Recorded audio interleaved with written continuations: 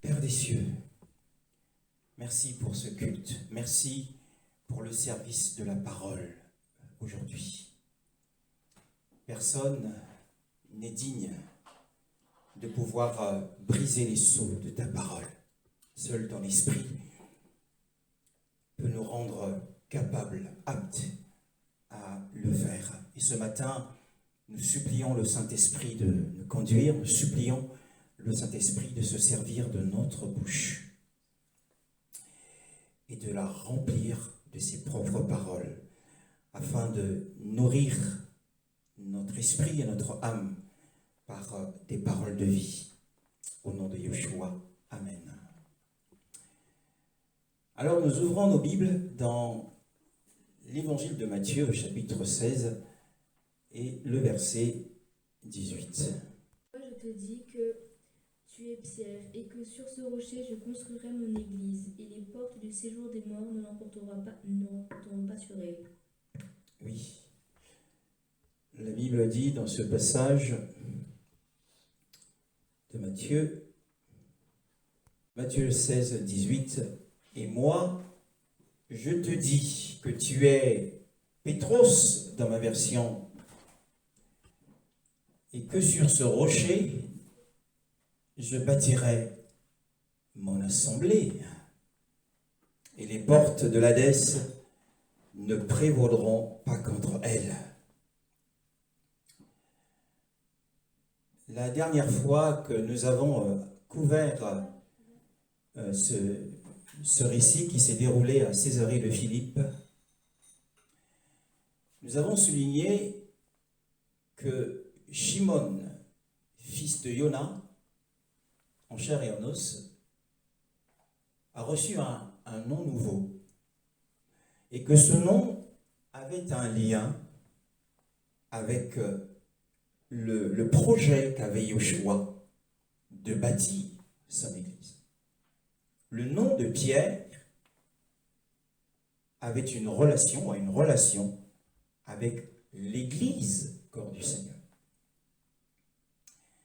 Et aujourd'hui, le Saint-Esprit souhaiterait que nous nous appuyions sur le verset 18, mais la deuxième occurrence. La première occurrence dit « Et moi, je te dis que tu es Pétros ». Et la deuxième occurrence dit « Et que sur ce rocher, je bâtirai mon assemblée », dit le roi. Nous pouvons constater que dans les évangiles, le Seigneur Yeshua se présentait continuellement sous les images d'objets naturels. Lorsque nous parcourons l'évangile de Matthieu chapitre 13, la Bible fait mention de 7 mystères ou de 7 paraboles. Et dans ces paraboles, dans quelques-unes de ces paraboles, Yeshua prend certaines images qui représentent des objets naturels. Il parle du royaume qui est semblable à un homme qui, ayant découvert une perle de grand prix, le cache et dans son champ. Il le cache dans son champ. Et qu'un autre, arrivant, et s'en allant plutôt, il vend tout ce qu'il a et rachète ce champ. Donc Yeshua se présente comme étant une perle de grand prix, un objet naturel. Et parmi ces 7 mystères, il y a également le royaume. Il définit le royaume comme étant un homme qui a découvert un trésor caché. Qu'est-ce qu'un trésor?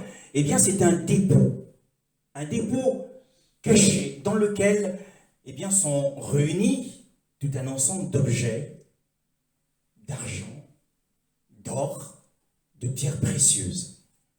Ainsi, dans les évangiles, et pas que là, dans Jean chapitre 6, il se révèle comme étant le pain de vie.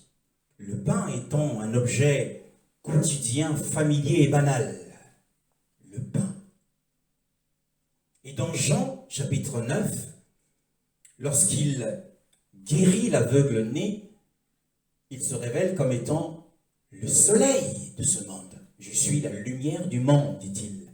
Le soleil est un objet céleste. Donc continuellement, Yeshua se présentait comme celui qui, sous ces images, voulait transmettre sa sagesse. Ainsi, dans Matthieu 16, le verset 18, il dit « Et que sur ce rocher », donc il parle également d'un autre objet qui est le rocher. Il voulait dire sa propre personne. Il a dit au départ « Tu es Pierre ». Et sur ce rocher, donc Pétros est différent du Mashiach. En quoi? Eh bien parce qu'une pierre est différente d'un rocher. Qu'est-ce qu'une pierre? C'est un fragment d'un corps solide, ayant la même matière de roche qu'un rocher, sauf que le rocher est un amas de pierres, ayant les mêmes propriétés que la pierre. Nous lisons par exemple dans Matthieu chapitre 24. Jésus sortit du temple, et comme il s'en allait, ses disciples s'approchèrent pour lui en faire remarquer les constructions. Mais il leur dit, vous voyez tout cela? Je vous le dis en vérité, il ne restera pas ici pierre sur pierre, tout sera détruit. Voilà. Donc il y a une différence entre une pierre et un rocher. Ici, la pierre a été employée pour la construction du temple. Moi, je vous le dis, il ne sera jamais laissé ici, pierre sur pierre, qui ne soit démolie. Et c'est pour cette raison, lorsque Yeshua surnomme Shimon, fils de Yona, en l'appelant Pierre, son nom a un lien avec la construction du temple spirituel et de la maison spirituelle que nous sommes. Pierre, ou Pétros, est la première pierre du temple spirituel que nous sommes, parce qu'il était le premier à avoir avoué et avoir dit « Tu es le Mashiach, le fils de l'Élohim vivant ». Ainsi, Yeshua le dit « Mais Shimon, fils de Jonas, tu es heureux. » Il était béni. Tu es béni, car ce n'est pas la chair et le sang qui t'ont révélé cela, mais mon Père qui est dans les cieux. Donc, la pierre, il n'y a pas que Pierre qui est une pierre. Mais Pierre, aussi dans son épître, dit que nous sommes des pierres vivantes. Nous aussi qui avons cru et confessé que Yeshua est Seigneur, nous sommes aussi des pierres vivantes, bâties sur le rocher. Donc il y a une différence entre le rocher et la pierre qui est bâtie sur le rocher. Donc ici, Yeshua, si nous retournons dans notre texte à l'étude, Matthieu chapitre 16, c'est 18. En réalité, ici, Yeshua se présente d'abord comme une pierre d'achoppement. Il faut savoir qu'il y a deux interprétations concernant cet objet naturel, le rocher. La première interprétation, la première version, c'est que Yeshua s'est d'abord présenté comme une pierre d'achoppement pour la maison d'Israël. Ensuite, il se présente comme étant le rocher sur lequel il bâtira son église. Lorsque nous lisons dans Luc chapitre 2, le verset 34. Siméon les bénit et dit à Marie, sa mère, cet enfant est destiné à amener la chute et le relèvement de beaucoup en Israël, et à devenir un signe qui provoquera la contradiction. Alors ce rocher est un signe qui provoque la contradiction. Shimon les bénit, et dans sa prédiction, sous l'inspiration du Saint-Esprit, voici, celui-ci est établi pour la chute. Donc c'est-à-dire une pierre d'achoppement. Et la résurrection de beaucoup en Israël. Donc il y a deux volets, deux versions du rocher. Il est la chute de beaucoup aussi en Israël, beaucoup se sont achoppés. Et Pierre en parle. Pierre est d'accord avec cela, et il en parle dans 1 Pierre chapitre 2, le verset 6 à 8. En effet, il est dit dans l'Écriture, « Je mets dans Sion une pierre angulaire, choisie, précieuse. Celui qui croit en elle n'en aura jamais honte. Elle est donc précieuse pour vous qui croyez. Quant à ceux qui désobéissent, la pierre rejetée par ceux qui construisaient est devenue la pierre angulaire. Elle est aussi une pierre qui fait obstacle et un rocher propre à faire trébucher. » Oui. Un rocher propre dans ta version à faire trébucher. C'est une pierre d'achoppement. Donc en fait, l'apôtre Pierre est en train de diviser les auditeurs de l'évangile en deux classes. Il y a au verset 7, c'est donc pour vous les croyants qu'elle a ce prix, que c'est une pierre angulaire précieuse à nos yeux, choisie, puisque celui qui croit en elle ne rougira jamais de honte. Mais pour les désobéissants, pour ceux dont le cœur est endurci, c'est une pierre d'achoppement. Donc Pierre est d'accord avec Siméon, avec la prédiction de Siméon. Et donc, nous constatons que ce rocher, qui est un signe de contradiction, va provoquer deux réactions. La première réaction, c'est l'incrédulité. Une pierre d'achoppement. Ils vont trébucher, ces hommes de foi et d'espérance, lorsque Yoshua vient et qu'il se révèle comme étant le fils d'Élohim. Ah, ce n'est pas possible. Ils n'y croient pas. Donc le rocher, ici, a deux versions. Ainsi, nous voyons que l'incrédulité et la foi, le rocher vient en réalité servir de ligne de démarcation, un peu comme la croix.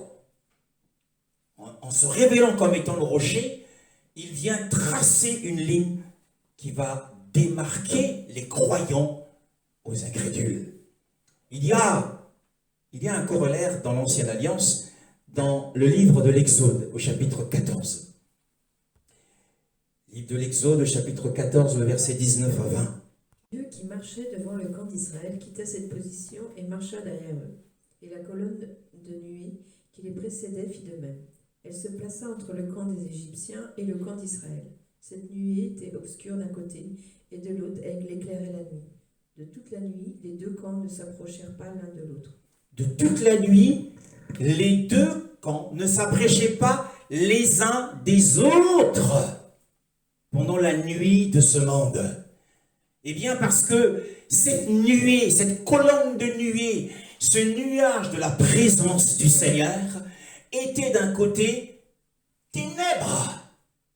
Or la Bible parle des ténèbres de l'incrédulité. Le Dieu de ce monde ayant aveuglé les incrédules afin qu'ils ne croient pas et qu'ils ne voient pas la gloire qui brille sur la face du Mashiach. Donc les ténèbres ici, ce sont les ténèbres de l'incrédulité qui a conduit Pharaon d'être un poursuivant têtu derrière Israël. Et la lumière ici, c'est la lumière de la foi. C'était des croyants. Donc le rocher, ici, aujourd'hui, devient cette colonne de nuée pour démarquer la conduite du croyant à celle du païen. Quoique maintenant, il est difficile de différencier un croyant d'un païen par sa conduite. Mais fondamentalement, la foi produit la lumière et l'incrédulité produit les ténèbres. D'ailleurs, Paul le dit dans 1 Corinthiens chapitre 1, le verset 23 à 24. Prêchons un Messie crucifié, scandale pour les juifs, mais folie pour les non-juifs. Mais puissance de Dieu et sagesse de Dieu pour ceux qui sont appelés, qu'ils soient juifs ou non. Objet de scandale pour les Juifs. Un Messie crucifié, c'est du jamais vu. Mais pour les Grecs qui étaient habitués à cogiter dans leur sagesse, mais c'est de la folie. Donc la croix, le rocher, est une ligne de démarcation.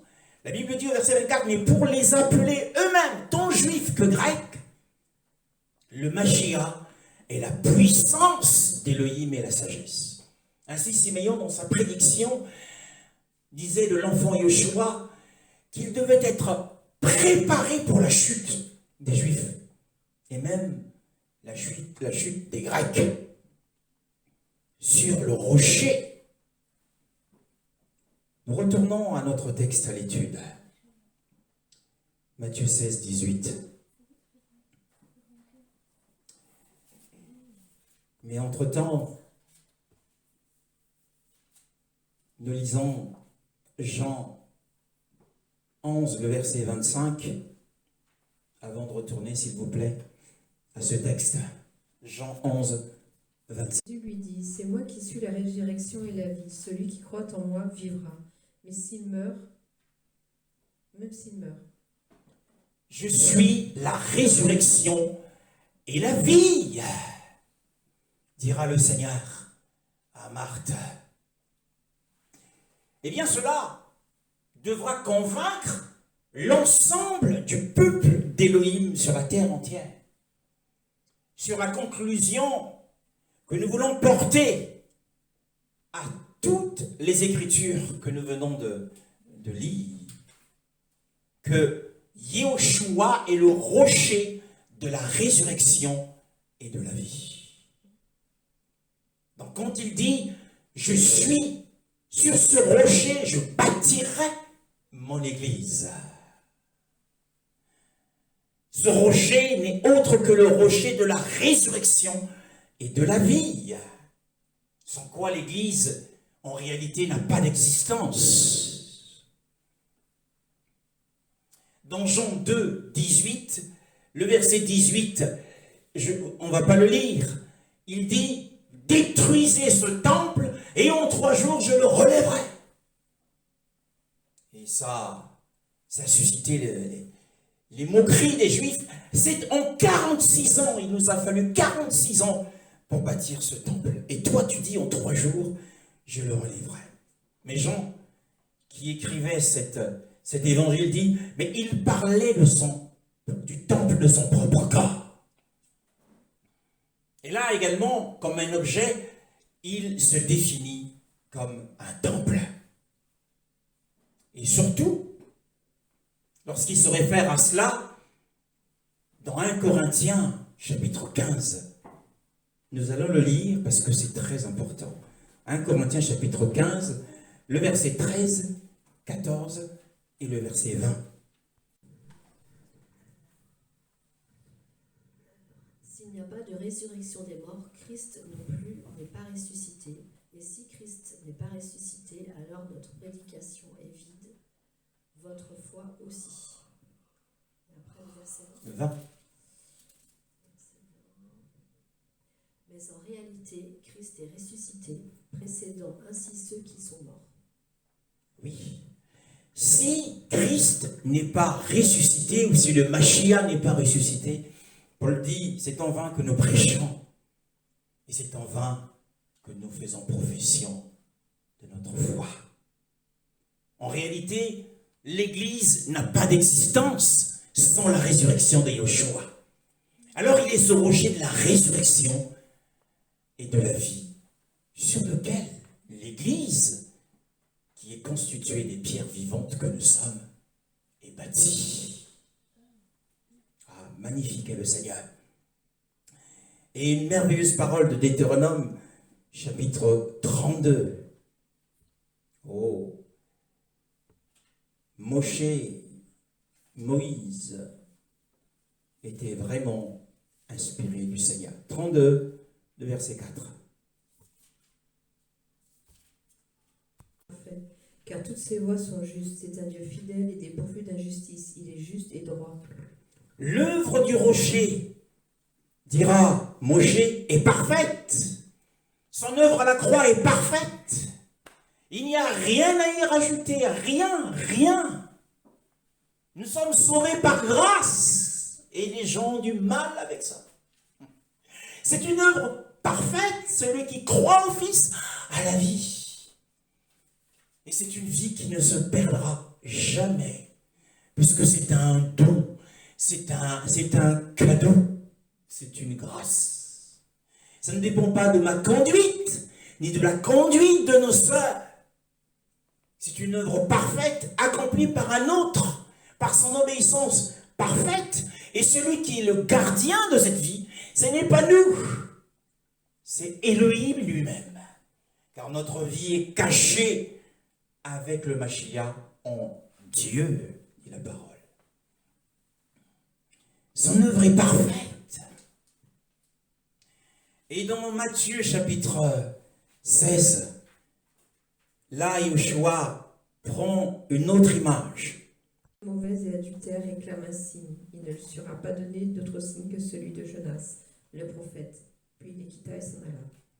Il ne leur donnera pas un autre signe, une génération méchante et adultère, s'adressant ainsi aux pharisiens qui lui demandèrent un signe venant du ciel. Il demande un signe, mais il ne leur sera pas donné d'autre signe que le signe de Yona.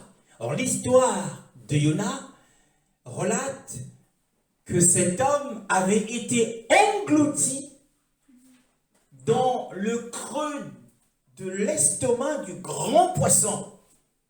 Il devait faire chaud dans cet estomac, il devait faire très chaud. Et il y est resté 3 jours et 3 nuits. C'était un miracle du Seigneur.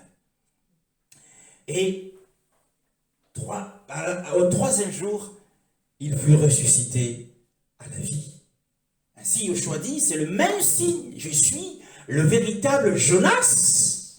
Il n'y aura pas d'autre signe que cela. Je m'offre à vous sous le caractère du véritable Jonas. Parce que je suis la résurrection et la vie. Mais qu'est-ce que c'est que la résurrection et la vie? C'est parce qu'il est le Seigneur de la vie que la mort ne pouvait pas le retenir. Alors il s'appelle la résurrection et la vie. À cause de la vie divine qui était en lui, alors la mort, ce démon qui est la mort, était incapable de le retenir.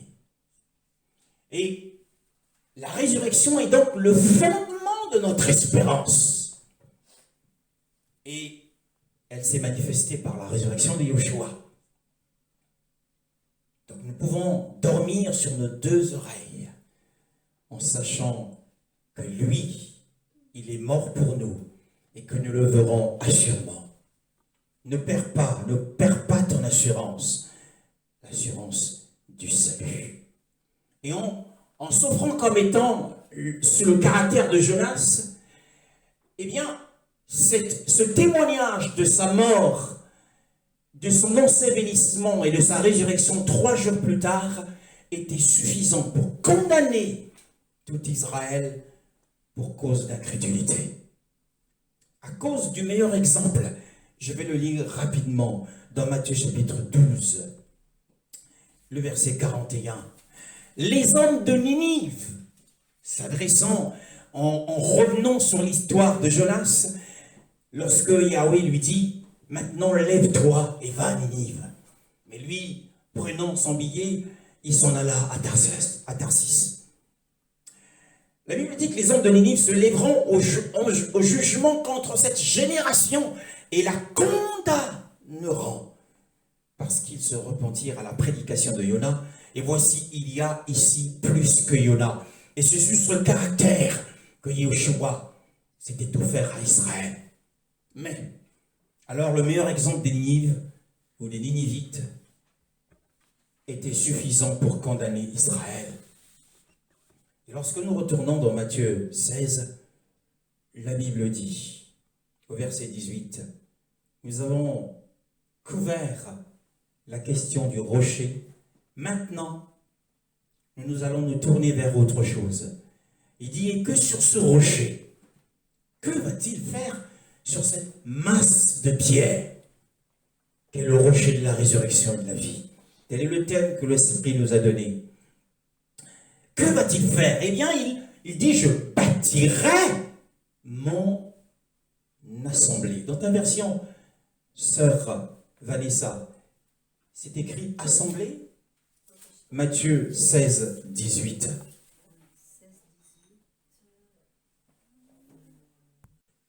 Mon église. Tu peux relire le texte entièrement?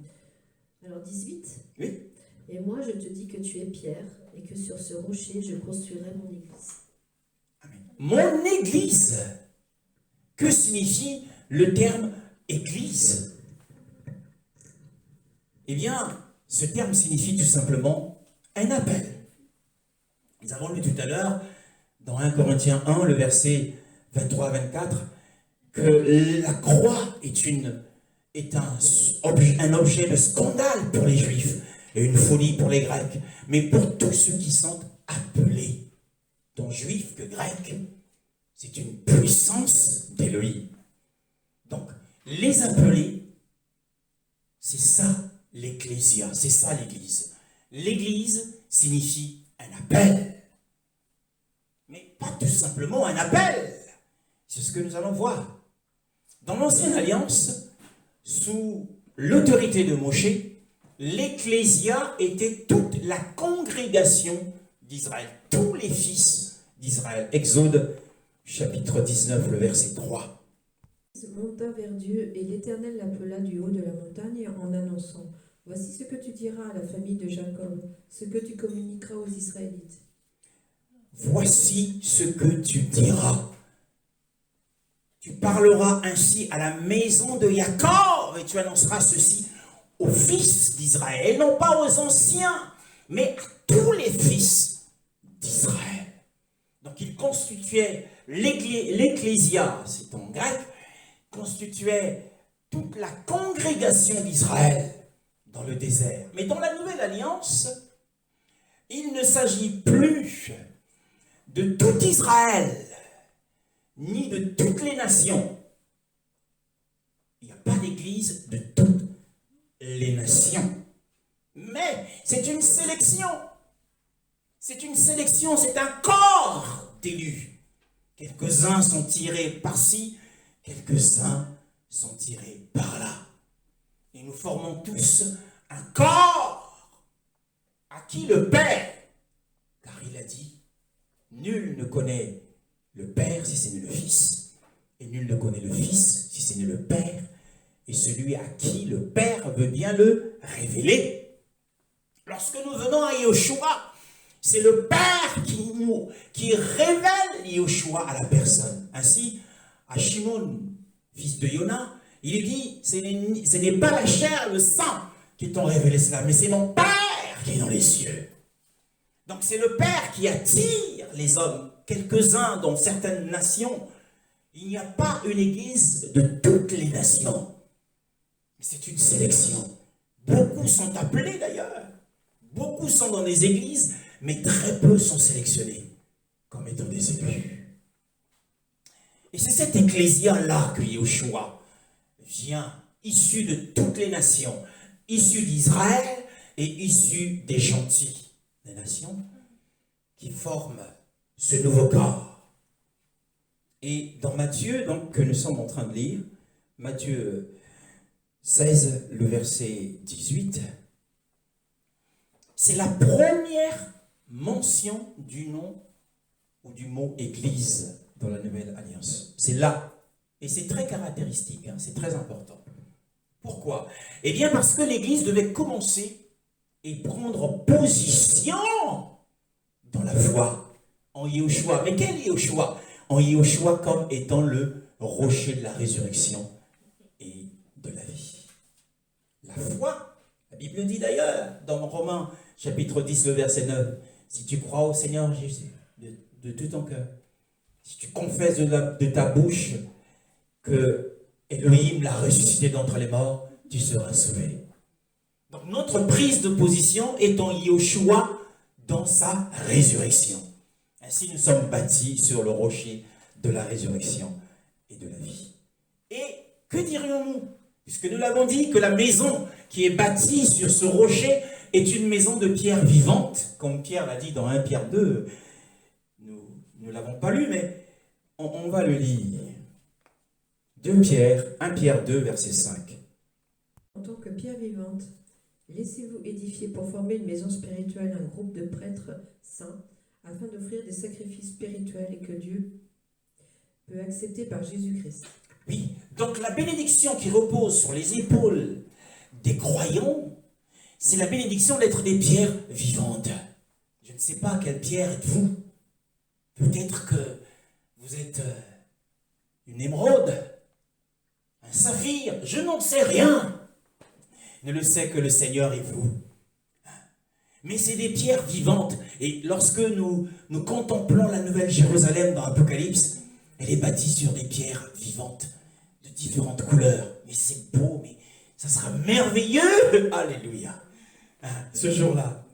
Alors, les pierres, attention, les pierres. Ici, on dit, les pierres vivantes, vous êtes édifiés maison spirituelle.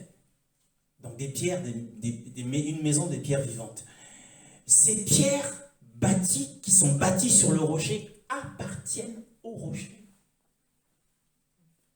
Ah oui, les pierres qui sont bâties sur le rocher, il a dit, je bâtirai mon église. Donc il est ce rocher et c'est son église. Donc nous lui appartenons. Et nul ne vit pour lui-même, nul ne meurt pour lui-même. Ceci est très important pour la suite du sermon. Et nous formons cet édifice d'Élohim en tant que pierre vivante. Nous allons entrer dans une autre phase. Hébreux chapitre 3, le verset 1 à 6. Nous avons couvert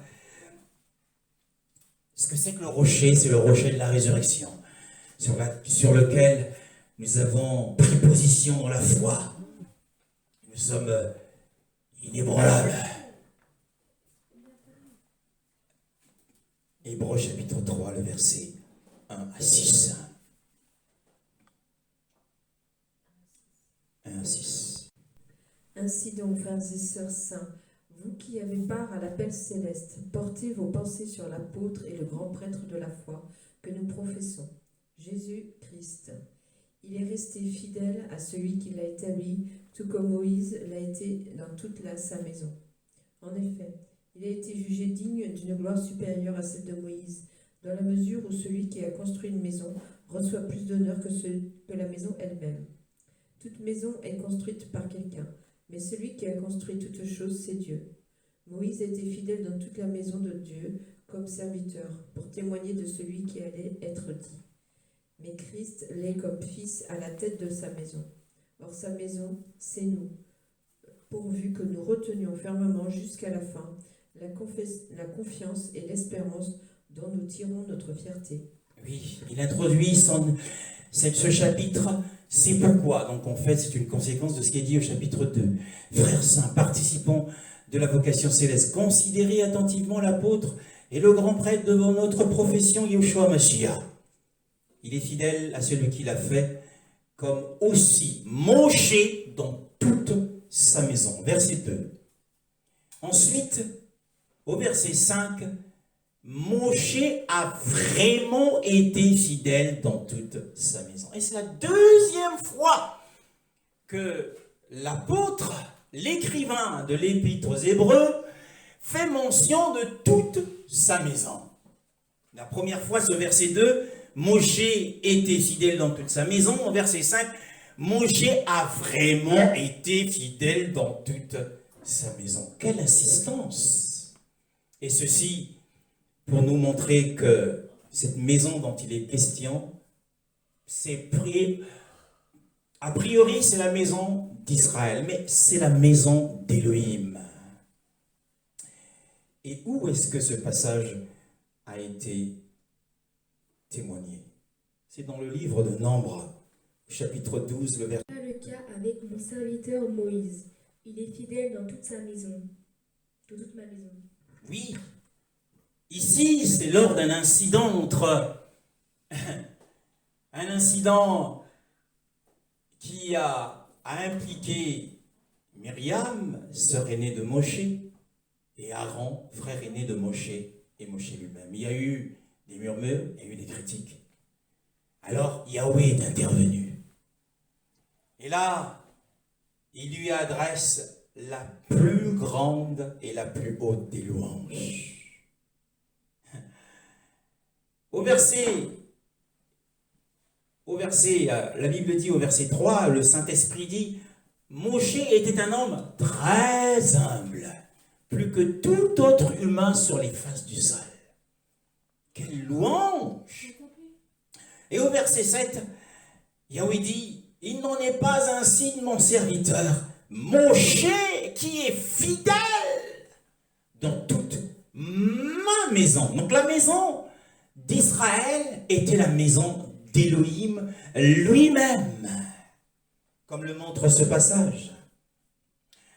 Ainsi, lorsque nous retournons au texte que nous sommes en train d'étudier, d'Hébreux, qui est une suite logique de « Je bâtirai mon assemblée, je bâtirai mon église », Hébreux chapitre 3, au verset 5, et le verset 6, parce que Moïse a vraiment été fidèle dans toute sa maison comme serviteur d'Élohim, en témoignage des choses qui seront annoncées.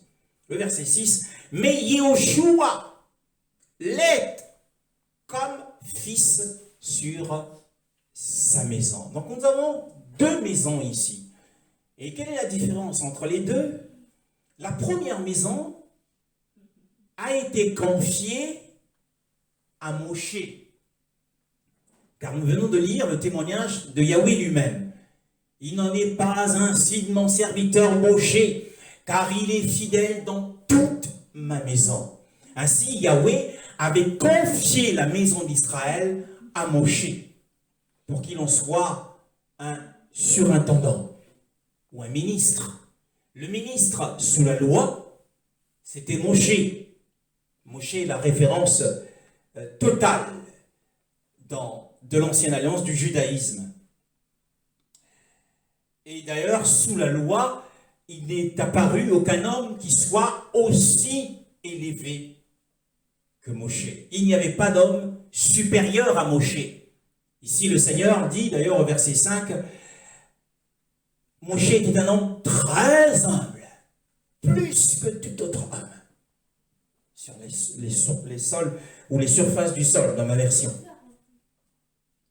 Donc il n'y avait pas plus grand que lui, car la Bible dit d'ailleurs, celui qui s'abaisse, c'est celui qui sera élevé. Donc son humilité, en réalité, impliquait sa grandeur. Il était grand parce qu'il était très humble.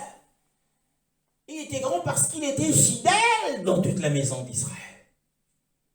Donc, la première maison a été confiée, la maison du passé a été confiée sous les soins et la direction ou l'intendance de Moshe.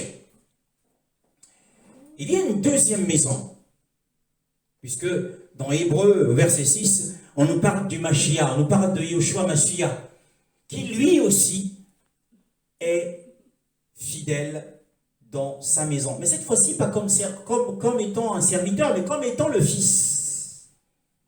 Mais de quelle maison? Et la Bible va nous répondre là-dessus. Nous lisons dans 2 Timothée. 2 Timothée, chapitre 2, le verset 20 à 21. Dans une grande maison, il n'y a pas seulement des ustensiles d'or et d'argent, mais il y a aussi en bois et en terre. Les uns sont d'un usage noble, les autres d'un usage méprisable. Si donc quelques-uns se purifient de ces choses, il sera un vase d'usage noble, saint et utile à son maître, prêt à toute bonne œuvre. Utile au Seigneur Yehoshua, qui est le Seigneur de cette grande maison. Donc la maison d'Israël n'était pas aussi grande que ne l'est la maison que Yehoshua a bâtie sur le rocher.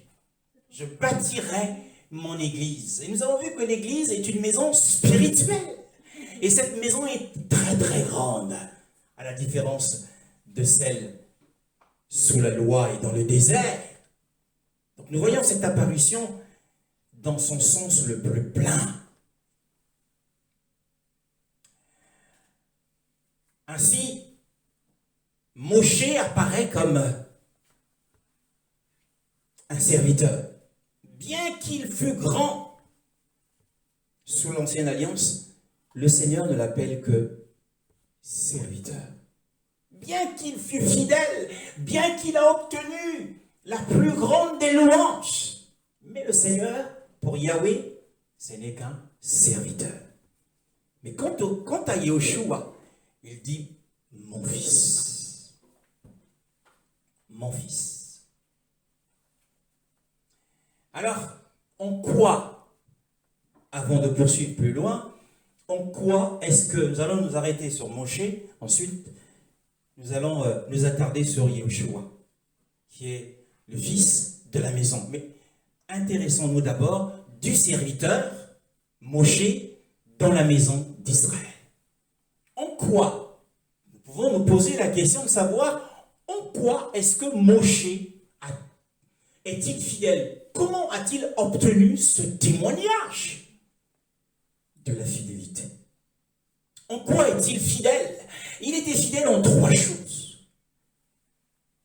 Il était fidèle en parole, il était fidèle dans ses actions, et il était fidèle dans son écriture.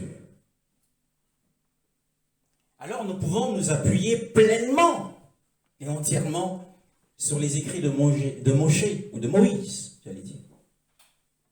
Puisque le livre des Hébreux démontre qu'au chapitre 7, le chapitre 8 et le chapitre 9 du livre des Hébreux reprennent, ces trois chapitres reprennent les écrits de Moshe. Pourquoi? Parce que c'était un homme fidèle. Là, il décrit ce que c'est que le tabernacle, il décrit le chandelier, mais toutes ces choses avaient des significations. Le chandelier représentait l'Église. L'Église, voyons dans l'Apocalypse, Yahushua, lorsqu'il apparaît à Jean, à l'île de Patmos, il apparaît comme un grand prêtre au milieu des 7 chandeliers d'or. Et lorsqu'il parle à Jean, il lui dit, les 7 chandeliers d'or que tu as vus, ce sont les 7 églises. Donc le chandelier dans le tabernacle du temps de Moshe, ce n'était autre que l'église. Et la table des pains des propositions représentait la maison d'Israël. Yahushua n'a-t-il pas dit à la femme cananéenne qui venait à lui, ma fille est possédée d'un esprit mauvais. Yahushua lui dit, mais il n'est pas bon de prendre le pain des enfants et de le donner aux petits chiens.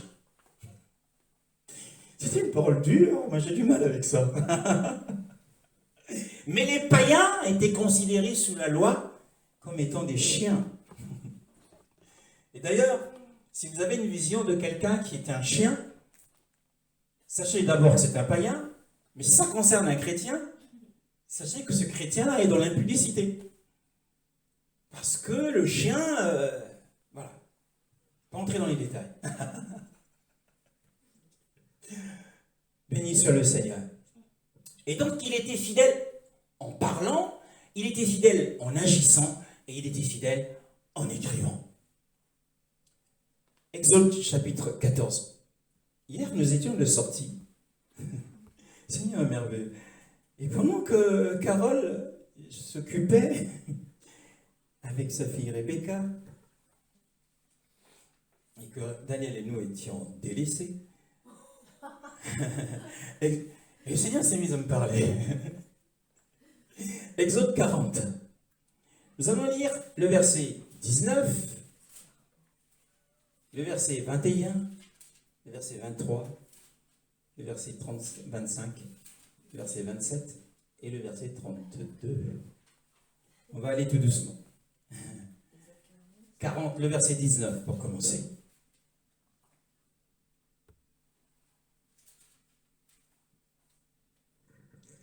Il étendit la tenture sur le tabernacle et mit sa couverture par-dessus, comme l'Éternel le lui avait ordonné.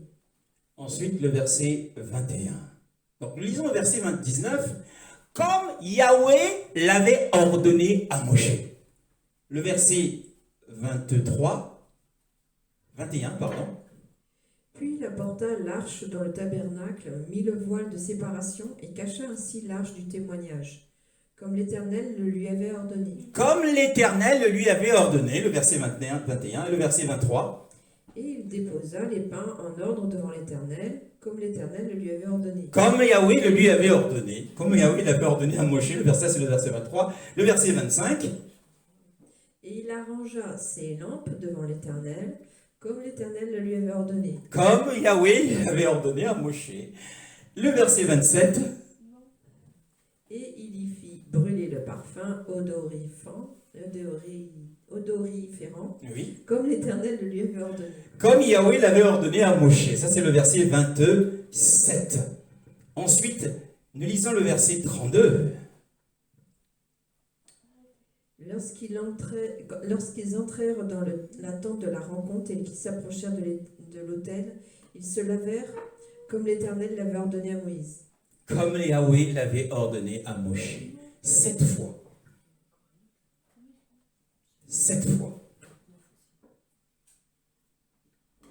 Et donc, parce qu'il... Voici ce que me dit le Saint-Esprit. Les 7 actes posés par Moshe sont les 7 actes d'obéissance. Ces 7 actes d'obéissance sont 7 pas vers la gloire de sa présence.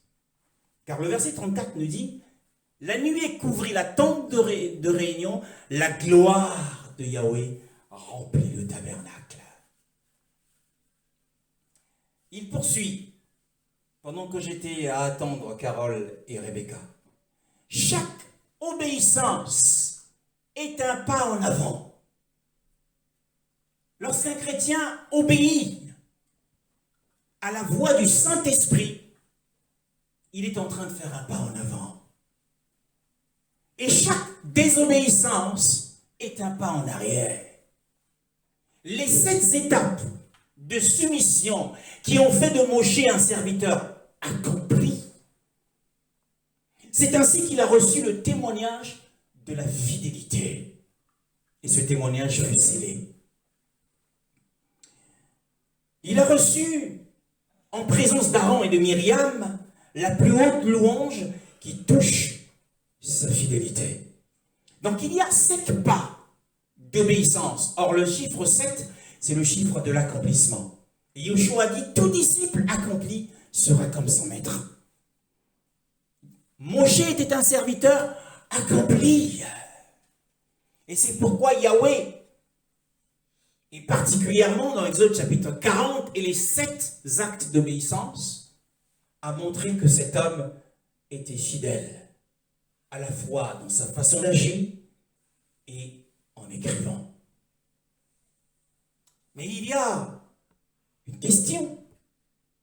Tout le monde n'est pas capable, malheureusement, d'effectuer le mouvement d'appui d'un corps sur un pied et sur l'autre. Parce qu'il y a dans le monde des boiteux, il y a beaucoup d'hommes et de femmes qui ont des pattes folles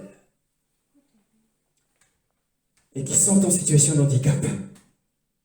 Et spirituellement, qu'est-ce que cela représente? Hébreux, chapitre 12, le verset 3. Qu'est-il écrit? Et qu'est-ce que cela signifie? Si le Seigneur vous montre que dans une vision, dans un songe, vous êtes en train de boiter, vous réveillez, vous vous dites, peut-être qu'un accident, est-ce que c'est pas pour nous prévenir d'un accident? Non. Qu'est-il écrit au verset 13 d'Hébreux 12? Hébreux 12, le verset 13. Et faites des voies droites pour vos pieds, afin que ce qui est boiteux ne se démette pas, mais plutôt soit guéri. Ici, l'écrivain dit qu'il y a des boiteux parmi les Hébreux, des boiteux dans la foi, des gens qui ne sont pas capables de prendre appui sur un pied parce que leur patte est folle. Et cela ralentit fortement leur progression spirituelle. On parle dans le monde de mobilité réduite. Donc ce qui est boiteux, spirituellement, c'est ce qui manque de spontanéité, de rapidité, de promptitude dans l'obéissance à la voix du Saint-Esprit. L'Esprit te dira, lève-toi pour prier. Mais le corps va vous faire ressentir un tel poids. Vous allez vous sentir apaisanti par le sommeil. Mais un serviteur qui n'est pas boiteux se lèvera promptement pour aller prier. Peu importe qu'il est agréable de dormir. C'est un plaisir de dormir. Surtout vers minuit quand le sommeil atteint son paroxysme, quand on est dans ce cycle-là, mais que l'Esprit dit, lève-toi et va prier. Ah! Voilà ce qui ralentit notre marche. Notre manque de promptitude. Devons nous lever promptement et obéir. Retournons dans Hébreux chapitre 3, le verset 5. La Bible dit, et Moshe a vraiment été fidèle dans toute sa maison comme serviteur d'Élohim. Nous avons dit qu'il y a une différence de position. Moshe était un serviteur et Yoshua était le fils. Donc tout ce que Paul le dit, en témoignage des choses qui seront annoncées. Donc Paul ici, puisque nous pensons que l'écrivain de l'Épître aux Hébreux était Paul ici va reprendre les écrits de cet homme fidèle dans Hébreux 7, Hébreux 8, et donc il va contresigner sous la direction du Saint-Esprit ce qui a été écrit, dit et fait par Moshe. Donc cela est remarquable que cet homme, par ses paroles, par ses façons d'être, bien aimés, soyons fidèles dans ce sens. Examinons-nous dans ce que nous disons, examinons-nous dans la façon dont nous agissons, réagissons dans la société et la façon dont nous sommes une écriture vivante ou pas, une lettre du Mashiach ou pas, dans le monde, dans la famille, dans la société. Puissions-nous être une lettre vivante, une écriture, par une conduite sans parole. Tu es une écriture par une conduite sans parole. Mais tu es un témoignage. Moshe était un témoignage par ses paroles, ses façons et son écriture. Nous sommes une écriture écrite avec le doigt d'Élohim, afin que les hommes voyant nos bonnes œuvres et glorifient le Seigneur. C'est ça le témoignage. Il était un témoin fidèle dans ces trois domaines. Et notre accomplissement en tant que disciple passera par ces trois domaines. Quelles sont les paroles qui sortent de notre bouche quotidiennement? Des paroles négatives, des paroles agressives ou des paroles d'action de grâce? Comment traitons-nous nos enfants? Comment leur parlons-nous? Comment réagissons-nous lorsque quelque chose ne cadre pas avec notre logique? Quand on a déplacé un objet que nous avons rangé à tel endroit, quelle est notre réaction? La fidélité. Aurons-nous ce témoignage de louange du Seigneur à notre égard? Il était un témoin fidèle, mais même, il était tellement humble, cet homme, Moshe, qu'il va rendre témoignage d'un plus grand que lui. Il l'a fait un petit peu comme a fait Jean le Baptiste. Jean le Baptiste a rendu témoignage d'un plus grand que lui. Il dit, il y a un autre qui vient après moi, je ne suis pas digne de délier la croix de ses sandales. Il est plus grand que moi. Voilà le sens de l'humilité. Ainsi, Moshe, dans Deutéronome 18, je vais le lire, il dit, je leur susciterai un prophète comme toi du milieu de leurs frères. Je mettrai mes paroles dans sa bouche et il leur dira tout ce que je lui ordonnerai. Il arrivera que si un homme n'écoute pas mes paroles qu'il dira en mon nom, je lui en demanderai compte. Ce n'était pas le cas avec Moshe. Pas forcément le cas. Donc c'était un plus grand que lui qui devait arriver. Et ce plus grand prophète n'est autre que Yahushua lui-même. Donc, Moshe rend témoignage d'un plus grand au point que ça porte atteinte à sa propre gloire. Quelle était sa gloire? C'est qu'il était fidèle dans toute la maison d'Élohim. Nous retournons dans Hébreux, chapitre 3. Hébreux, chapitre 3, le verset 6, cette fois-ci. Mais le Mashiach, dit la parole, est aussi fidèle en tant que fils dans toute la maison. Et nous avons dit que la maison, c'est nous.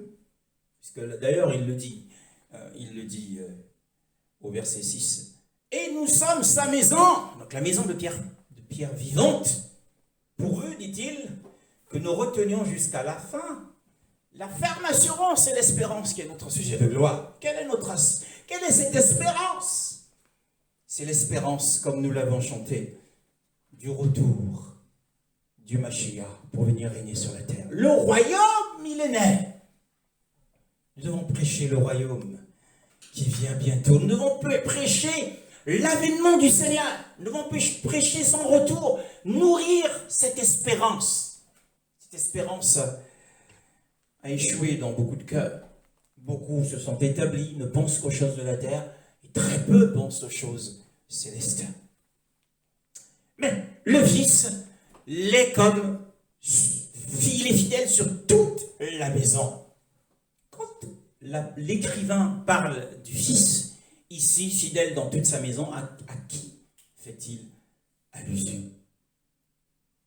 À quoi? Quelle est la pensée qu'il a dans l'esprit? En réalité, il est en train de penser à un homme.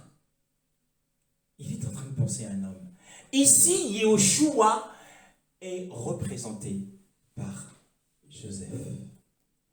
Et nous allons terminer avec l'histoire de cet homme, Joseph. Quand l'écrivain dit « Mais Mashiach est comme fils sur sa maison », il est en train de penser à Joseph. Qui est ce Joseph? Yahushua est le véritable Joseph. Mais la Bible nous parle d'un autre Joseph, qui était un type d'ailleurs du Mashiach. Il part de ce Joseph à la fois aux yeux de Potiphar. Il a servi un maître païen du nom de Potiphar. Et il l'a servi loyalement, fidèlement, au point que cet homme a fait de lui le superviseur de sa maison. Genèse 39, le verset 4. Trouva grâce aux yeux de son maître. Il l'employa à son service, l'établit responsable de sa maison et lui confia tous ses biens. Il lui confia tous ses biens. Il l'établit responsable, dans ta version, sur sa maison. Yosef, dans ma version, en hébreu, trouva grâce à ses yeux. Donc à la fois aux yeux de Potiphar, il fut établi sur sa maison. C'est à cela que pensait l'écrivain aux Hébreux. Et il livra tout entre ses mains. Il devint le superviseur, il devint l'intendant de la maison de Potiphar. Et un autre cas, il n'a pas seulement été l'intendant de la maison de Potiphar. Genèse 45, le verset 8. Ça, c'est ce que l'Esprit veut transmettre à chacun de nous ce matin. Ce qui a été dit aussi pour notre connaissance et pour renforcer notre foi. Genèse 45, le verset 8. Vas-y. Ce n'est donc pas vous qui m'avez envoyé ici, c'est Dieu. Il m'a établi père du Pharaon, seigneur, de toute sa maison et gouverneur de toute l'Égypte. Verset 8, oui. Maintenant, ce n'est pas vous qui m'avez envoyé ici, mais Elohim Il m'a établi père de Pharaon, Seigneur sur toute sa maison. Ça, c'était avant le temps de Moshe. Et donc, il y avait un autre Seigneur de toute la maison. Et c'était Joseph. Et gouverneur de toute la terre d'Égypte. Donc, il y avait deux choses. Il était superviseur chez son maître païen. Et plus tard, il devint gouverneur de l'Égypte. Ah, quelle destinée! Lisons le commentaire d'un homme rempli du Saint-Esprit dans le livre des Actes des Apôtres, au verset 10, chapitre 7, le verset 10 à 13.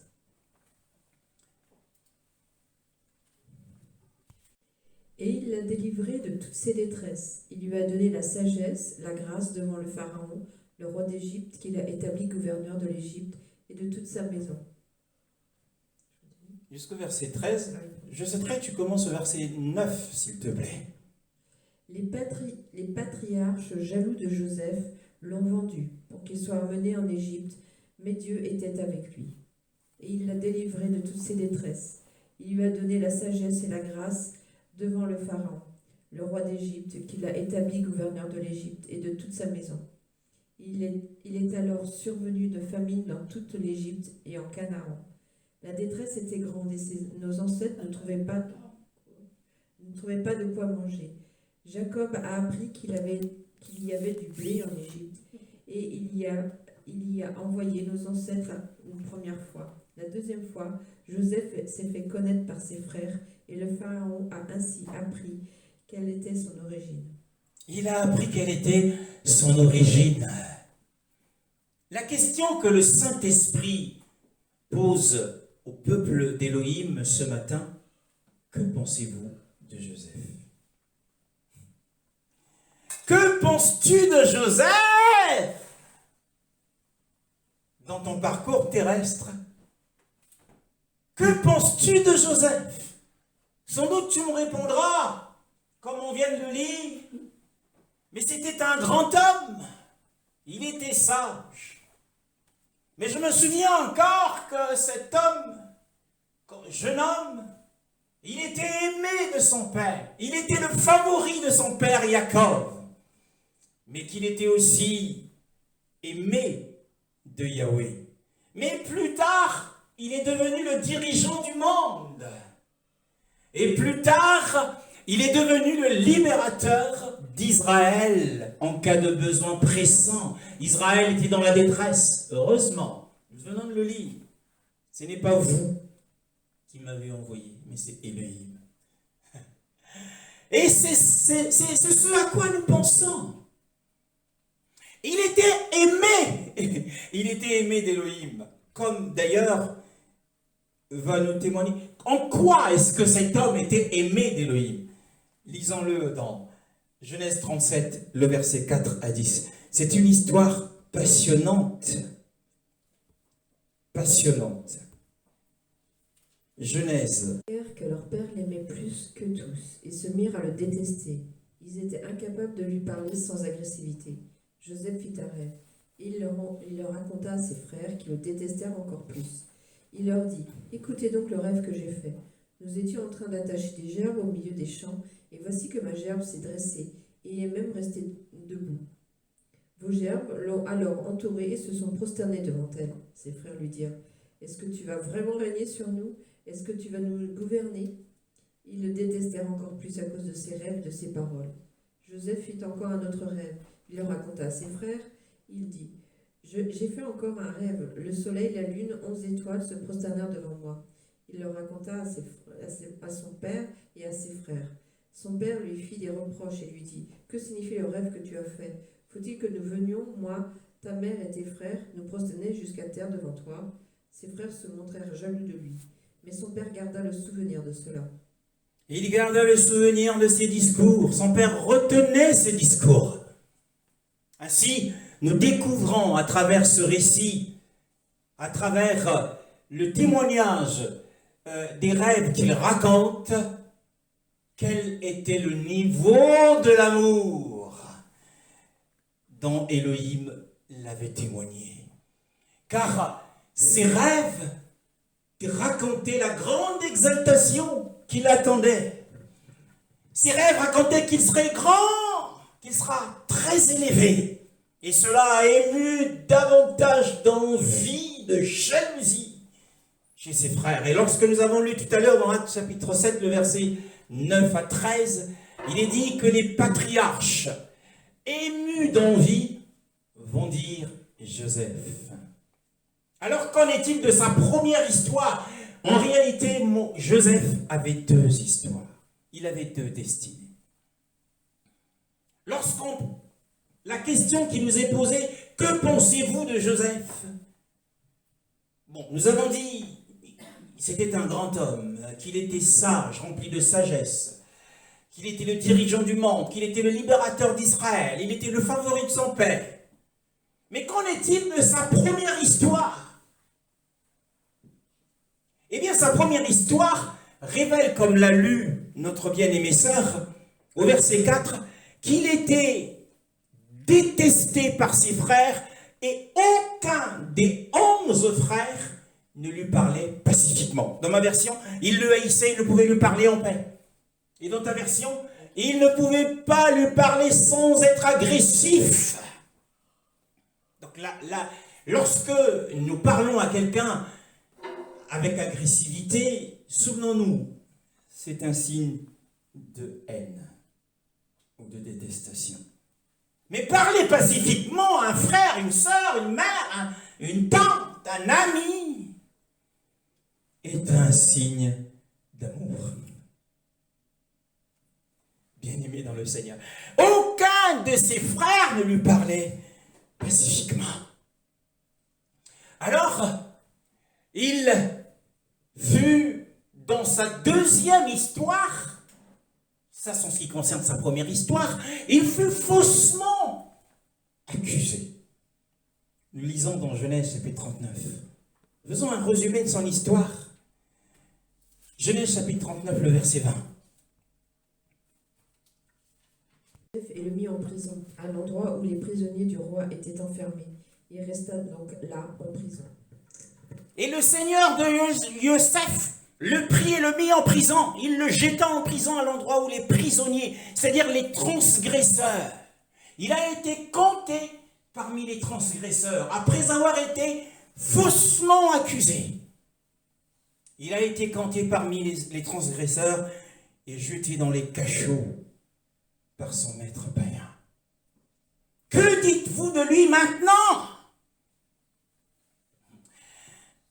Suivez-moi bien. Il y a une parole pour vous ce matin. En tout cas, à cette heure. Genèse chapitre 37. Le verset, nous retournons au chapitre 37. Il y a une parole pour toi ce matin. 37, le verset 20 à 24. Il y a une parole pour toi ce matin. Oh! 20 et 24. Allons-y maintenant, tuons-le et jetons-le dans une des citernes. Nous dirons qu'une bête féroce l'a dévoré et nous verrons ce que deviendront ses rêves. Que pensons-nous de lui maintenant? Eh bien, nous pensons que Joseph, lors de sa première histoire, a connu des troubles à répétition, des troubles prolongés. Ça n'arrêtait pas. Épreuve sur épreuve. Combat sur combat. Et nous aurions tendance à penser que ce Joseph, lorsque nous observons sa vie, ce frère vient de nous raconter, il me dit, personne ne me parle avec amour à la maison. Tout le monde m'agresse. Je ne sais pas ce que je leur ai fait, mais je sens dans leur attitude qu'ils me haïssent. Oh. Et non content de cela, son père l'envoie aller visiter ses frères qui s'étaient éloignés dans les champs. Il rencontre un homme Je crois que c'était un ange du Seigneur. Il dit, non, mais tes frères sont à tel autre endroit. Et il y va. Et pendant qu'il arrivait, ses frères disent, ah, voilà le rêveur. Et il le dit. Le verset 19, et chaque homme dit à son frère, voici le maître des rêves qui vient. Maintenant, venez, tuons-le et jetons-le dans l'une de ces citernes. Lorsqu'on observe, on pourrait se dire, mais non, toi Joseph, toi tu es rejeté du Seigneur.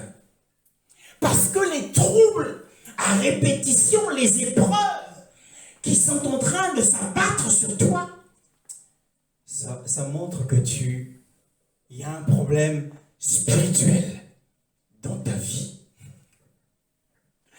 Il y a un problème spirituel. Au verset 20, maintenant, il y a deux parties ici. Il y a les 11 patriarches, qui sont les 11 chefs de la nation d'Israël. Parce que Ruben s'était éloigné, leur frère aîné. Ils sont 11 à faire une conspiration, à comploter. Ils forment un parti. Et le deuxième parti, c'est ce jeune homme, il est tout seul. Il ramène des vivres. Alors, qui est celui qui est accepté? Lorsque nous lisons encore le verset 24, ils le prirent et le jetèrent dans une fosse. Séquestration. Non seulement ils l'enlèvent, le raptent, ils l'enlèvent, ils le séquestrent. Ils le privent de sa liberté contre son gré et contre sa volonté. Séquestration. Donc le frère est passé par toutes sortes d'épreuves. Wow. Et le voilà séquestré dans une fosse. On ne sait pas comment ils l'ont jeté. Est-ce qu'en le jetant, il s'est fracturé la jambe ou le bras? On l'imagine lorsqu'ils le prennent, les 11 autour de lui. D'abord, il commence par le déshabiller. Première humiliation. On l'imagine en train de se débattre et de crier. Ce ne sont pas mes ennemis, mais mes propres frères de sang. Qu'est-ce que vous... Et je pense qu'il les a suppliés et qu'il était en pleurs. Ils l'ont jeté dans la citerne. Eux, le verset 25, ils s'assirent ensuite pour manger du pain. Ils étaient dans le confort. Quel est le parti qui a été accepté? On aurait pu comprendre, penser que le parti qui est gracié ici, ce sont les 11. Et que la partie qui est condamnée par Elohim, c'est Joseph. On a l'impression que Joseph est condamné. Joseph, il y a un problème spirituel, il y a du péché dans sa vie. C'est pour ça qu'il se retrouve. Il a touché le fond. Il était dans le fond, il était dans le creux de la fosse. Il avait touché le fond. Mais comme il avait atteint la limite basse, je pense qu'il criait au Seigneur. Il était dans une situation tellement désespérée. Je ne sais pas par quoi tu passes. Je ne sais pas par quoi tu es en train de passer ce matin. Actes. Nous retournons dans Actes chapitre 7, le verset 10 cette fois-ci. Après avoir été saisis, lorsque ses agresseurs se sont jetés sur lui, ils l'ont assailli, il s'est débattu, ils l'ont jeté dans un trou. Il avait atteint la limite basse, il avait atteint le fond. Et Actes chapitre 7, le verset 10, le verset 9, pardon, le verset 9, nous sommes encore au verset 9. Le verset 9, qu'est-il écrit dans la dernière occurrence? Très fort, s'il te plaît. Les patriarches jaloux de Joseph l'ont vendu pour qu'il soit amené en Égypte. Mais Dieu était avec lui. Mais Elohim était avec lui. Oh. Celui qui a été jeté là, qu'on a agressé. Ils sont venus l'agresser, ils étaient 11 sur lui. Quel combat illégal. 11 des aînés. Ils l'ont pris pendant qu'il hurlait. La Bible dit qu'Elohim était avec lui. Oh. Pendant qu'ils l'ont déshabillé, ils ont pris la tunique sur lui. La Bible dit, pendant qu'il subissait cette humiliation, Elohim était avec lui. Mais c'est une contradiction. Il le séquestre. Mais Elohim était avec lui, nous dit ici Étienne, rempli du Saint-Esprit. Mais, malgré ces épreuves, malgré ces troubles, non, pour le Seigneur, je suis avec mon serviteur. Donc, les épreuves que tu peux connaître de manière inattendue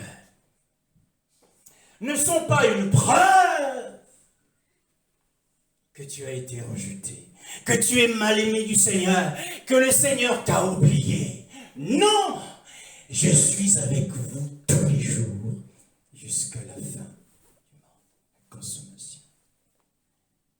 Quand tu es au cachot, il est avec toi.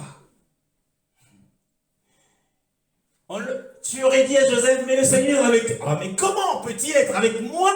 Comment a-t-il pu permettre que mes frères se saisissent de moi et me jettent dans une fosse? Et non content de cela, les Ismaélites, les caravaniers qui arrivaient, ils me prirent, me hissèrent de la fosse et m'ont vendu comme un vulgaire esclave. Donc, dénudé, il monte dans la caravane et le voilà partir en Égypte. Mais la Bible dit que Elohim était avec lui. Alors qu'il était dans le déchirement, il était dans la douleur, il était dans la peine, il était dans la souffrance, il était dans le chagrin. Elohim était avec lui. Quand ses frères ont dit, ah, voilà le maître rêveur. Mais pourtant, eux, ils jouissaient de la vie à pleines dents. Ils croquaient de la vie à pleines dents, ils s'assirent et mangèrent tranquillement. On pourrait dire, mais Elohim est avec ceux-là, ils sont dans le confort, ils ont tout, ils n'ont pas de problème.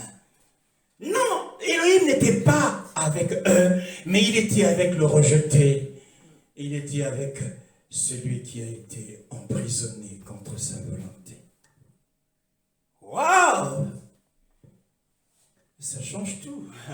Je suis dans des situations désespérées, ça dure des années. Et vous me dites que le Seigneur est avec moi, mais moi je pense que le Seigneur ne m'aime pas. C'est ce à quoi je pense.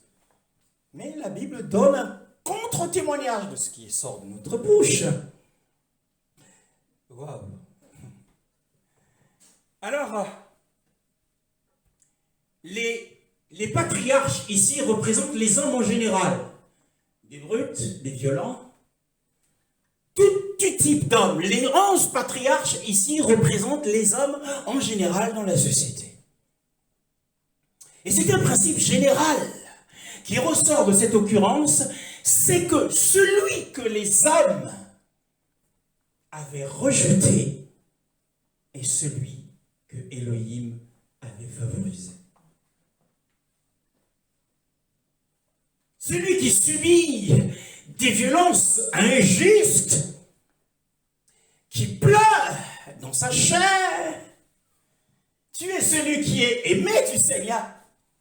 Même si les hommes te rejettent, même si les hommes te font du mal.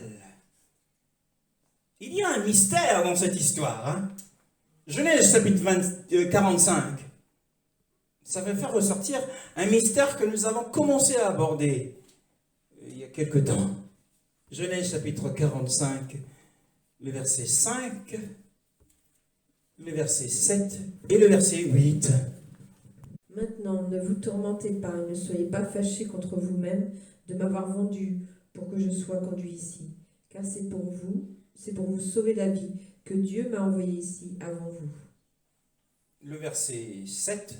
Dieu m'a envoyé ici avant vous pour vous permettre de subsister dans le pays et pour vous faire vivre en vous accordant une grande délivrance. Le verset 8. Ce n'est donc pas vous qui m'avez envoyé ici, c'est Dieu. Il m'a établi père du Pharaon, seigneur de toute sa maison et gouverneur de toute l'Égypte. Alors, ça c'est une vérité puisqu'il le dit 3 fois. Verset 5, Elohim m'a envoyé. Le verset 7, Elohim m'a envoyé. Et le verset 8, Elohim m'a envoyé. Donc, tout témoignage, dit la parole, sera accepté sur le témoignage de 2 ou 3. Ou toute déclaration, si vous préférez. Et ici, il y a la solennité de cette déclaration. Mais comment Elohim l'a-t-il envoyé? En réalité, le mystère qui plane ici, c'est le mystère de la main souveraine du Seigneur. C'est-à-dire que toute chose concourt au bien de ceux qui aiment le Seigneur, même les choses mauvaises. Derrière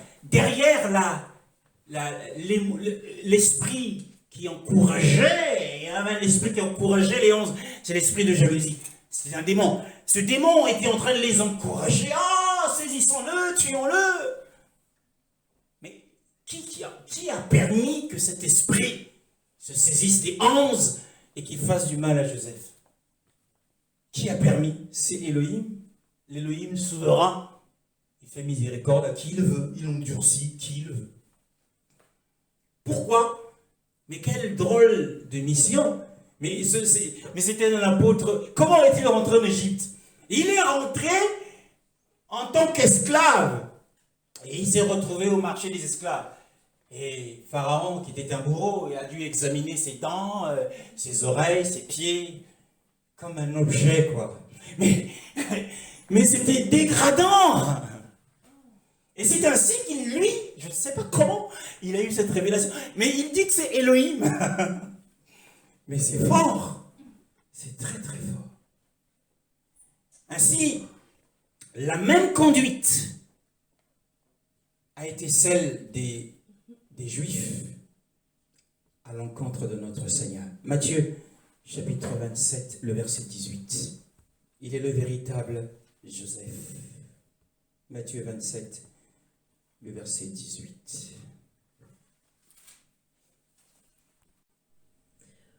En effet, ils savaient que c'était par jalousie qu'ils avaient fait arrêter Jésus. Ils savaient que c'était par jalousie, ça c'est en parlant de Pilate, lequel, comme ils étaient rassemblés, Pilate leur dit, lequel voulez-vous que je vous relâche, Barabbas ou Yoshua, qu'on appelle Mashiach? Car ils savaient que c'était par envie qu'ils l'avaient livré. Comme les 11 ont livré Joseph, par envie, le dit Étienne. Ils étaient émus d'envie et ils vendirent leurs frères. Marc 15, aussi, Marc 15, verset 19. Il lui frappait la tête avec un roseau, crachait sur lui et se mettait à genoux pour se prosterner devant lui. Oui, mais comment peut-on constituer des preuves que Yahushua est le Mashiach quand on voit comment, de la manière dont ils l'ont traité? Ce n'est pas ainsi que sera traité le Mashiach lorsqu'il viendra. Ça peut être un argument. Ils le frappèrent la tête avec un roseau, crachaient contre lui, le Messie. Hein? Ils fléchissaient les genoux pour l'adorer, en dérision, bien sûr. Joseph, dans Genèse chapitre 37, Genèse chapitre 37, 28. 37, 28. Vas-y. Au passage des marchands madianites, ils tirèrent et firent remonter Joseph de la citerne. Ils le vendirent pour 20 pièces d'argent aux Ismaélites qui l'emmenèrent en Égypte. Ils le vendirent pour 20 pièces d'argent, c'est-à-dire en dessous du taux qui était requis pour acheter un esclave, qui était considéré comme un sous-homme. Yahushua aussi dans Matthieu, je vais le lire, Matthieu 27. Matthieu 27, le verset 1 à 3 que j'avais noté. Or, le matin venu, tous les principaux prêtres et les anciens du peuple tinrent conseil contre Yahushua pour le faire mourir. Et l'ayant lié, ils l'emmenèrent et le livrèrent à Ponce Pilate le gouverneur. Alors, Yehuda, qui l'avait livré, voyant qu'il était condamné, se repentit et rapporta les 30 pièces d'argent aux principaux prêtres et aux anciens. Joseph lui vendu 20 pièces d'argent et Yahushua 30 pièces d'argent. Que devons-nous dire par rapport à cela? Est-ce que les afflictions, les déchirements, les souffrances, la maladie chronique et la peine, et sans compter les humiliations, sont-elles des preuves qui montrent que nous sommes abandonnés du Seigneur? Disons-nous parce que nous avons été affligés, le Seigneur, il m'a abandonné, le Seigneur m'a délaissé, pourquoi ceci s'est produit? Non, est-ce que c'est une preuve? Non! Non, non, non, l'affliction, l'ennemi se sert de l'affliction, il se sert de la maladie chronique, il va se servir de la peine et de la douleur comme un argument contre la fidélité du Seigneur. Il va nous faire croire que nous sommes abandonnés du Seigneur, comme l'a été Joseph. Nous savons qu'il y a certaines humiliations qui nous arrivent, qui déchirent notre cœur, et notre cœur saigne, comme c'est le cas d'une jeune femme dans la Bible. 2 Samuel chapitre 13. 2 Samuel chapitre 13, à partir du verset 18. Une robe de plusieurs couleurs, c'était en effet la tenue que portaient les filles du roi, aussi longtemps qu'elles étaient vierges. Le serviteur d'Amon la fit sortir et ferma la porte derrière elle. Tamar déversa de la cendre sur sa tête et déchira sa robe multicolore. Elle mit la main sur sa tête et s'en alla en poussant des cris. Verset 21 à 22. Le roi David apprit tout ce qui s'était passé et en fut très irrité. Quant à Absalom, il ne parla ni en bien ni en mal à Amon, mais il éprouva de la haine pour lui, parce qu'il avait déshonoré sa sœur Tamar. Il avait déshonoré sa sœur qui était vierge et qui fut violée par son frère. La Bible dit que le roi David, l'homme selon le cœur d'Élohim, était très en colère. Oh ma fille, tu as été humiliée, je suis très en colère. Peut-être contre Yahweh, peut-être contre celui qui avait fait du mal à sa fille. Car le verset 20 dit, et Tamar dévastée, elle était tellement traumatisée par cet acte. Non seulement il l'a violée, mais il l'a mise à la porte et il a fermé la porte après lui. Oh, quel homme, cet Amnon. Ne fixons pas le cœur sur cette affaire, dit son frère. Absalom lui dit, ton frère Amnon a-t-il été avec toi? Maintenant, ma sœur, tais-toi. C'est ton frère. Ne fixe pas ton cœur sur cette affaire. Son cœur était fixé, il était dévasté. Et le père également était rempli de colère. Yahweh les avait-il abandonnés? Non. Alors l'humiliation, le déchirement, l'affliction, la douleur, la maladie, la peine ne sont pas des preuves. Ça ne doit pas être des arguments contre ta foi. Que l'ennemi se sert, il cible ta foi. Et il va se servir de cette situation difficile pour détruire ta foi, ton espérance et ta confiance au Seigneur. Nous retournons dans Actes. Il est fidèle dans toute sa maison. Nous avons dit que c'est Yeshua, le véritable Joseph. Acte 7. Le verset 9 a dit, les patriarches émus d'envie vendirent Joseph pour l'Égypte. Mais Élohim était avec lui, nous l'avons vu. Et ça, c'est en ce qui concerne la première partie de son histoire de vie. Et le verset 10. Et dans ta version, ma sœur, ce serait intéressant que tu lises dans ta version, s'il te plaît, le verset 10 dans le livre des Actes des Apôtres.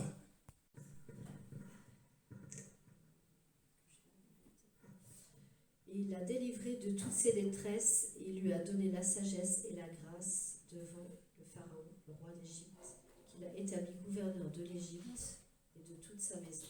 Alors nous voyons que non seulement dans ces épreuves, dans ces troubles à répétition, que Élohim était avec lui, que ce soit établi dans nos cœurs, ce n'est pas facile de...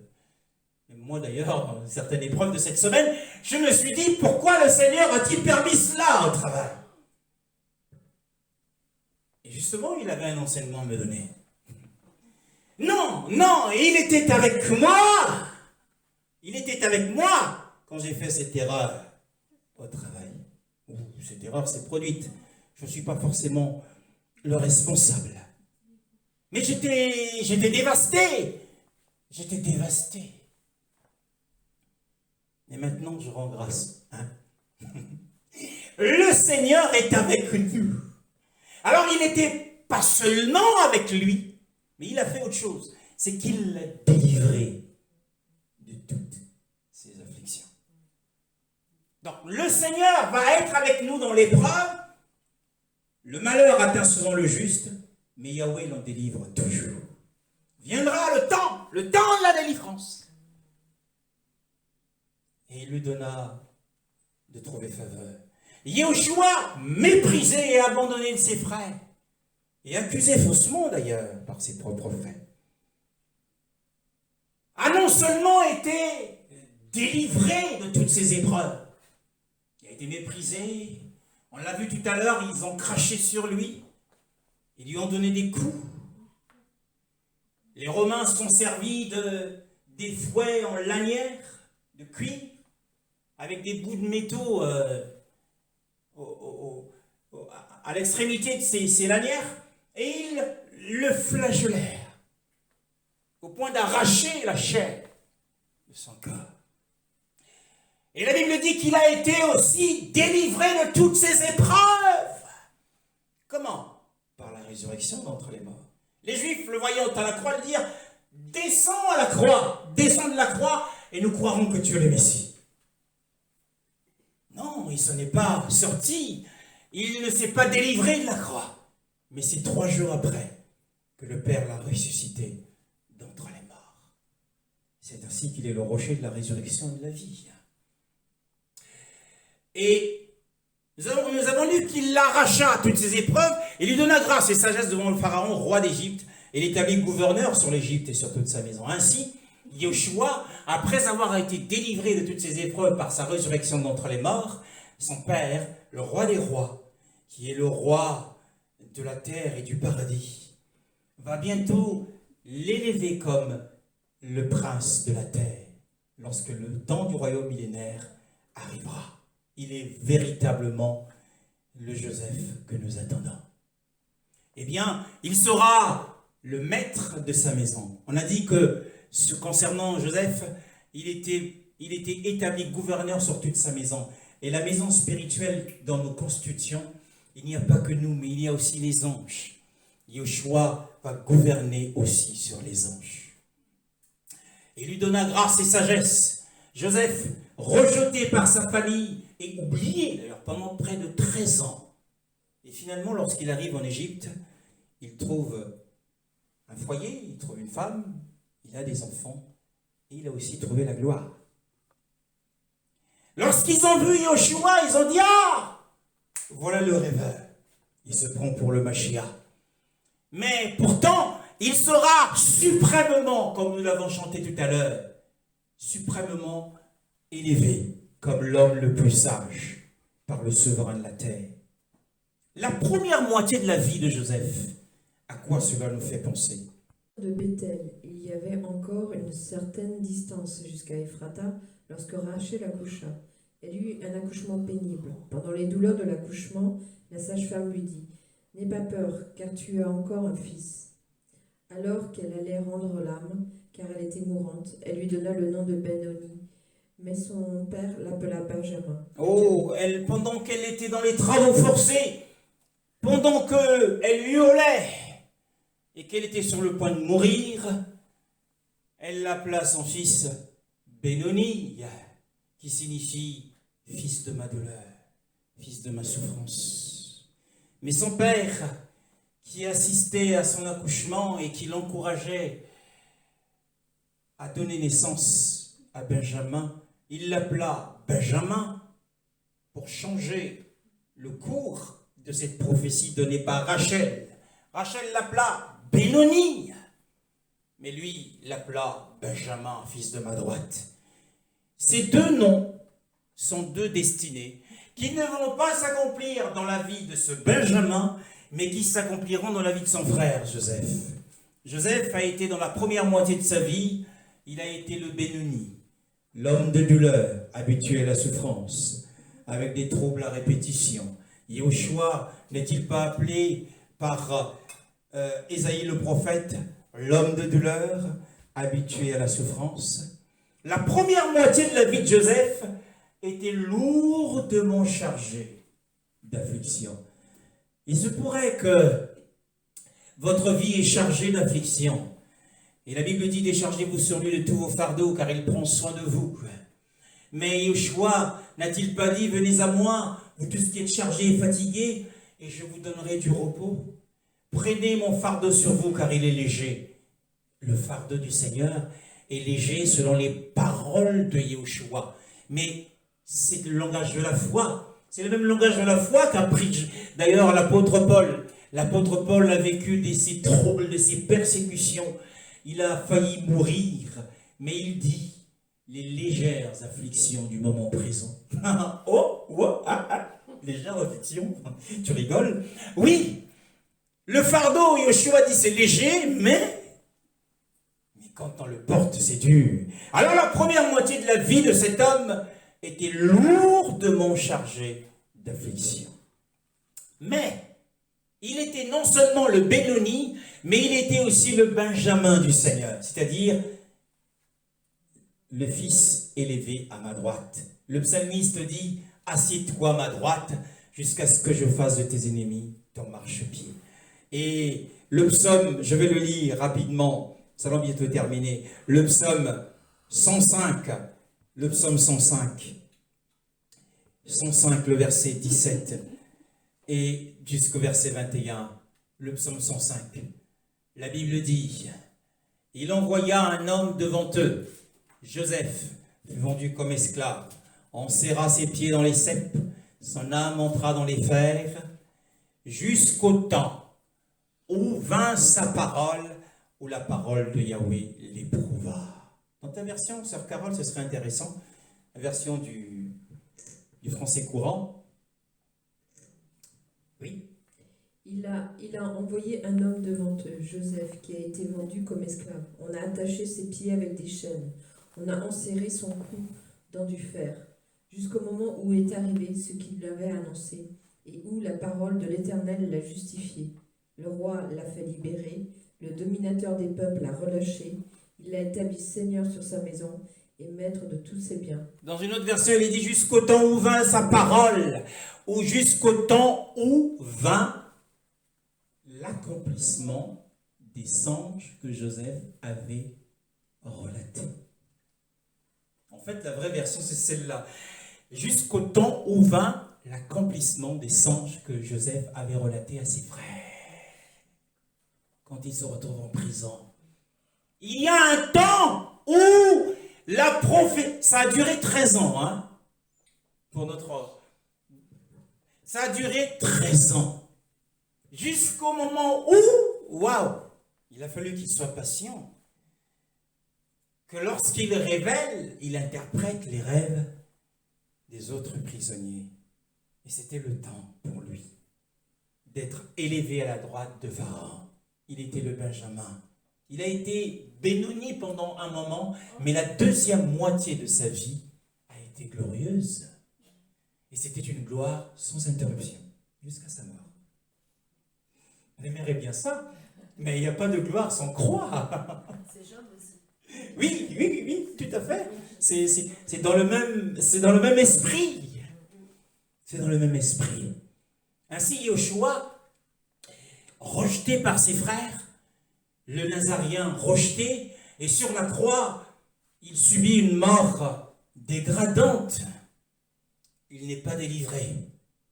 Mais viendra le temps où il prendra, les nations deviendront le royaume du Mashiach, comme l'a annoncé Apocalypse, chapitre 7, le verset 15.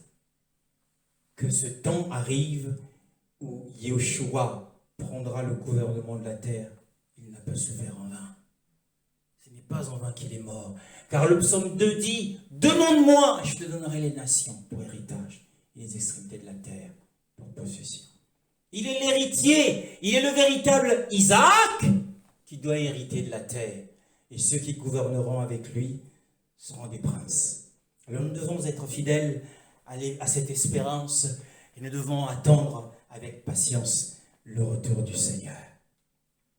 Et lorsqu'il était dans la fosse, ce Joseph, savait-il qu'un jour, bien qu'il l'avait, je pense qu'il ne se souvenait plus de ses rêves, il souffrait tellement.